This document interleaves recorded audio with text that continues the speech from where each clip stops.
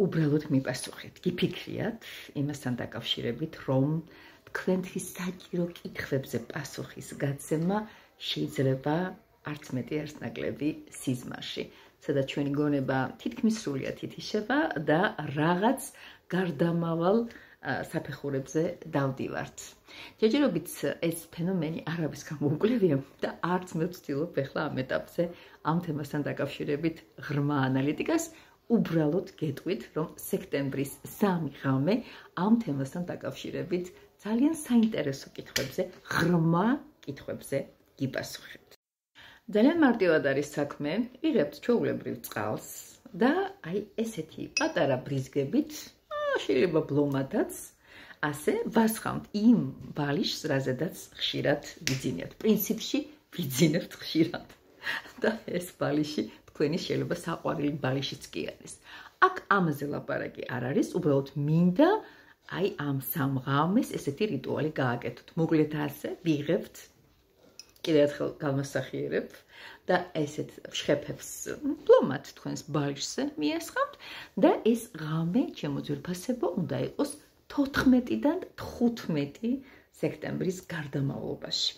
ეხლა საქმე რაშია? სხვათა შორის, არ ვიცი იცოდით თუ არა, აი ამ დღეს აღნიშნავდნენ თავის დროზე ძველად ახალი წლის შემობრძანებას და აი ამ ახალ წლის ახალ ფაზას შეიძლება შევეკითხოთ ესეთი კითხვა, რა უნდა დავტოვოთ ძველი და რა უნდა შევიძინოთ ახალი. დავწვევით და სიზმარში მინიშნებას აუცილებლად მიიღებთ. არ ვიცი როგორ ავითარებაში, მაგრამ იცოდეთ 14-დან 15 სექტემბრის მიჯნაზე ამ კითხვაზე პასუხი ახალი ციკლის დასაწყისისთვის, როგორი შეიძლება იყოს ის ახალი თანმიმდევრული დღეები, პასუხი რაღაცნაირად გეცნობათ.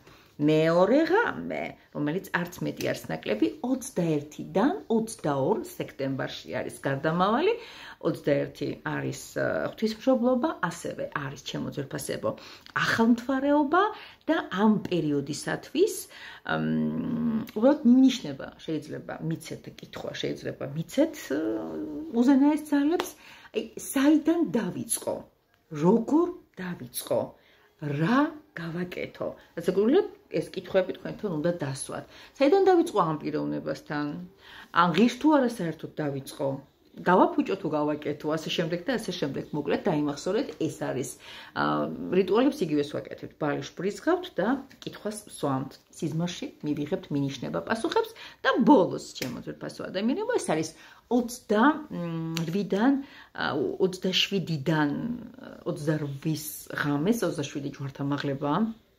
ჩემთვის მეტად საინტერესო და ფატალური დღე პირადად ჩემთვის, არ ვიცი ვისთვის როგორც და ამ დღეს ჩემო კარგო ადამიანებო ხდება ესეთი ეზოთერულად ინტუიციის ნიშანია 7 და ამ გარდამავალ ღამეს თქვენს ცხოვრებაში აუცილებლად ძილის ფაზაში და სტადიაში აუცილებლად რაღაც ნიშანი მოგივათ, დაგესიზმრებათ, ეს არის უზენაესი მინიშნებები და ამასთან დაკავშირებით, როცა გაგეღვიძებათ, ზუსტად ვიცით, მიიღებთ უებარ ცნობებს და თქვენთვისაც, ანუ გულშიდაც პასუხებს გავცემთ. მოკლედ ასე, დავიწყოთ კიდევ ერთხელ 14-დან 15 სექტემბერს, ასევე გვაქვს 21-დან 22 სექტემბრის ღამეს და 27-დან 28 გარდამავალ ღამეს კითხვებს სვამთ უზენაესთან და მორფეუსის სამყაროში ვიღებთ აუცილებლად ძილის, ასე ვთქვათ, ლაბირინთებში